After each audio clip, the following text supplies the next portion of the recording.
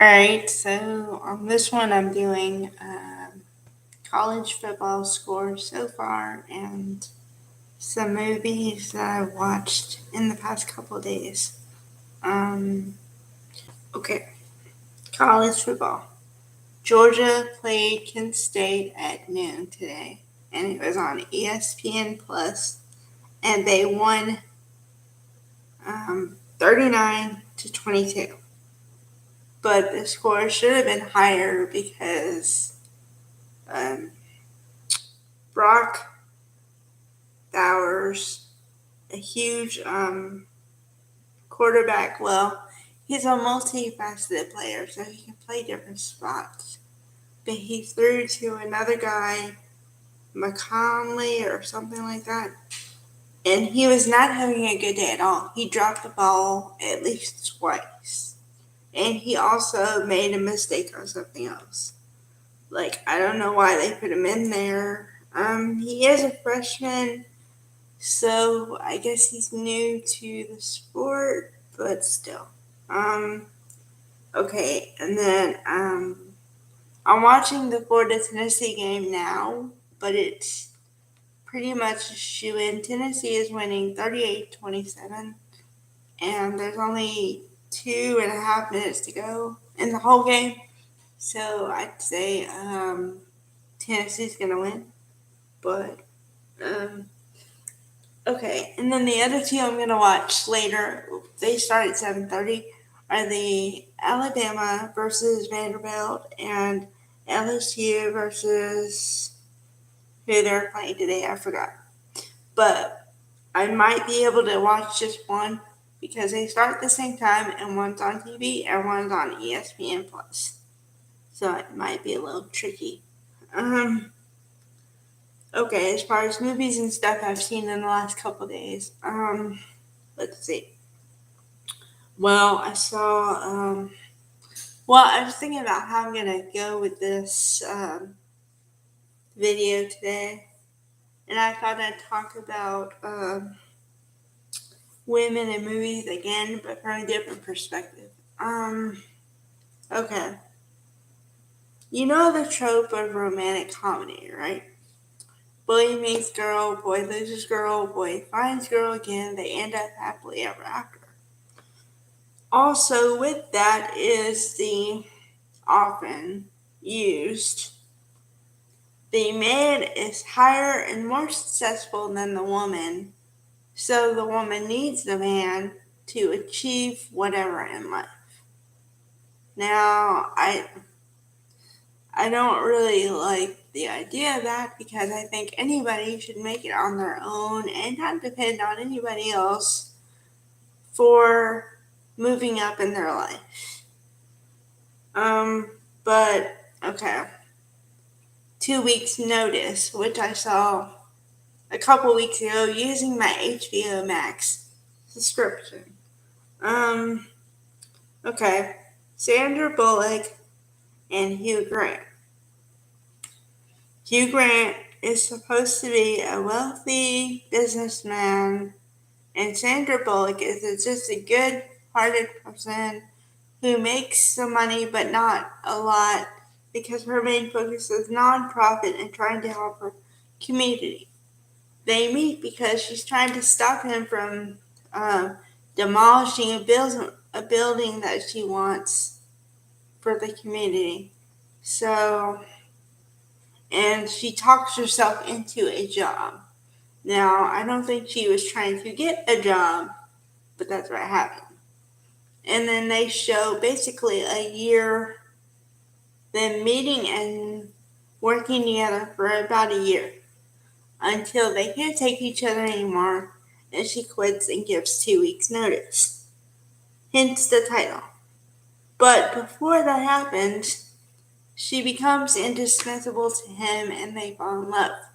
But it's the kind of love story that you can actually buy because it seems genuine and it happens over time and they become friends and then they get romantic, that kind of thing. So I buy it. But okay. going with the trope of the man being more higher up in the business world than the woman. Okay, I saw Made in Manhattan a month ago, with Ralph Fiennes, although it's spelled like Ralph, but it's Ralph Fiennes and Jennifer Lopez. Okay. She's a hotel maid for a pretty prestigious hotel in New York. They meet because he's going to be assemblyman. He's assemblyman trying to be senator because in the family he's the third senator in line, going to be the third senator in line. So he meets her and, and then they just happen to meet when well, she was cleaning the bathroom and then he had to use the bathroom, so that's how they kind of met. But it wasn't anything weird. So that's how they met. But then they get to like each other. But then the thing is he thinks she's just a guest in the hotel. He doesn't know she's the maid. So then, this one guest, Caroline Lane. Okay, you're supposed to believe she has money, she's played by Natasha Henstridge, which was married. She was married until she died to Liam Neeson. So she plays this role where she's supposed to have a lot of money, and she becomes friendly-ish to the maid, which her name in the movie is Marissa. Okay, so but the other woman, she's with her friend Rachel Hoffberg. I don't know. Anyway, she doesn't like Marissa at all because, well, she kind of makes a dig on her clothes and, and then she just doesn't like the maid anymore. So then they go on a date, which they have rules, company rules, and not supposed to date the client or whatever. So, her boss tells her, okay, if you want to be in management, you have to break it off with him. So they go to the dance or whatever. It's supposed to be like Cinderella's story, right? So, okay. So she wears this huge, nice dress. Everything's nice. And so the woman who doesn't like her sees her in this expensive necklace. So she's like, isn't that the maid? So then they go and they tell on her, basically, and find out and try to say she stole stuff, which she didn't steal it. She just borrowed and she did return it. But anyway, so then that's how the whole thing unravels. Then they break up or whatever. Have a lover's spat in the park, which is caught on news. And then she gets fired from the job. And then she waits. I guess you're supposed to believe it's been about 4 or 5 months or something. Some period of time had passed. And now it's around Christmas time. And he's going to be in town. The assemblyman, Chris, forgot his last name. But anyway, Chris in the movie, he is going to be in town giving a conference, right? So, then her son, Ty, which he meets her son too, but her son goes and instead of going to school, he goes to her hotel and then gets him, Chris Marshall. So he gets Chris Marshall to asks him a question. And he says, well, what if somebody made a mistake or whatever? So basically saying, will you give my mom another chance without saying that? So Chris Marshall decides to follow the kid, Ty, into to go find his mom. So then they have their moment, they kiss, whatever. And you're supposed to believe that they made up and whatever.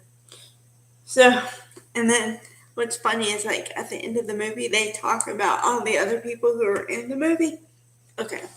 There were these French sisters who were known to be jewelry thieves, and they got nabbed in a jewelry heist after. And then his assistant, Chris Marshall's assistant, Jerry, becomes a dog walker or something, and has a picture on some kind of dog magazine, and say Rufus's best friend Jerry. And then so they give you basically an update of everybody in the movie, and then it ends. But I mean, okay, if you take it at face value as a romantic comedy, it's fun. But if you look at it as a gender, power, the caste system, it's not good, because they put the man, and it's always a white man or British or whatever.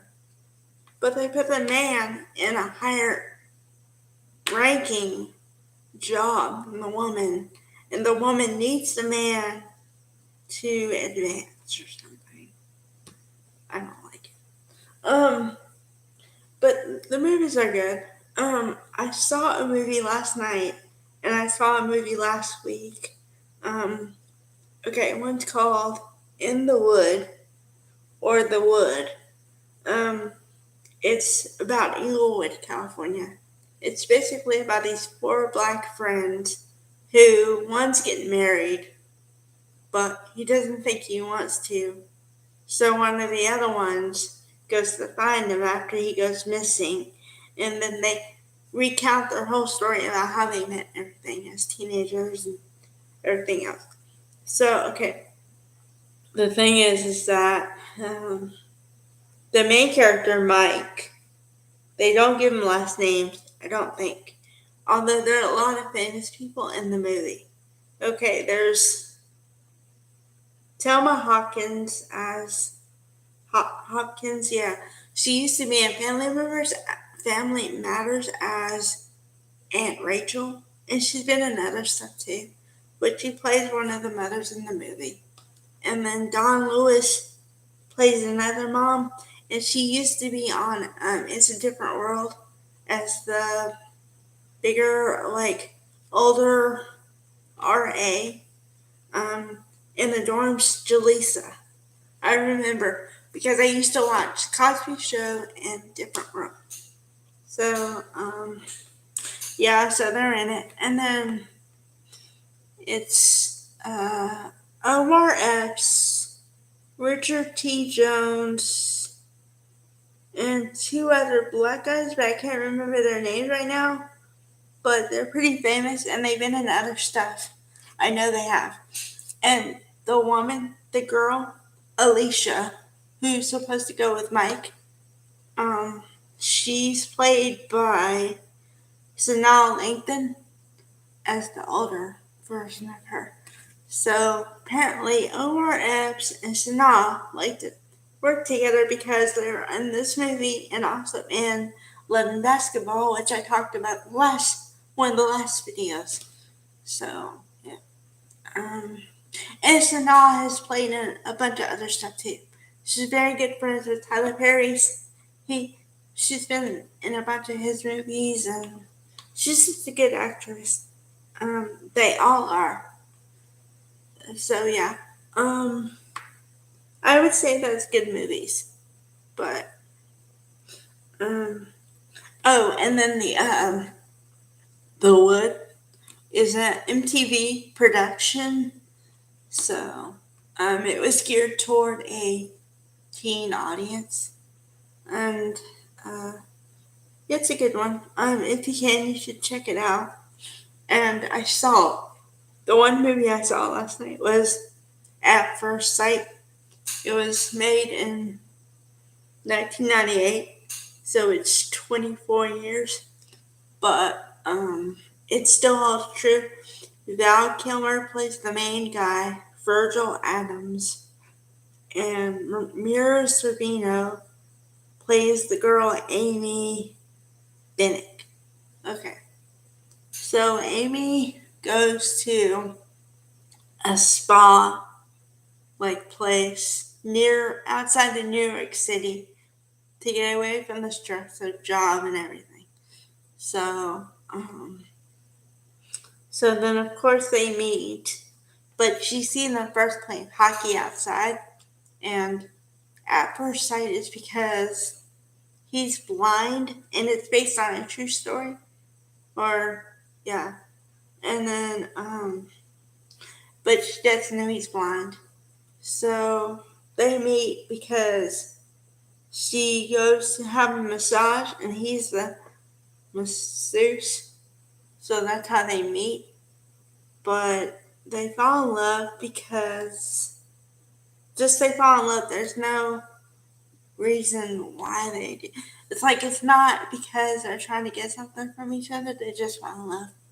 So it's good. But it does show that the differences between a disabled person and an able-bodied person, and the fact that no matter what your disability is, there's going to be that little bit of struggle, because unless you let the other person inside, no one understands your disability better than you and your family. But you have to let somebody inside. So there's that. And the movie sets in where he does try to get this operation to fix his sight, but it works for a while, but then he starts going blind again. So then just everything that happens between all that, and it's really good. It's like 2 hours. It's really good. I've seen it. It's the kind of thing where I've seen it a bunch of times, and every time I see something different, and it holds up no matter how long it's been. So it's a good movie, in my opinion.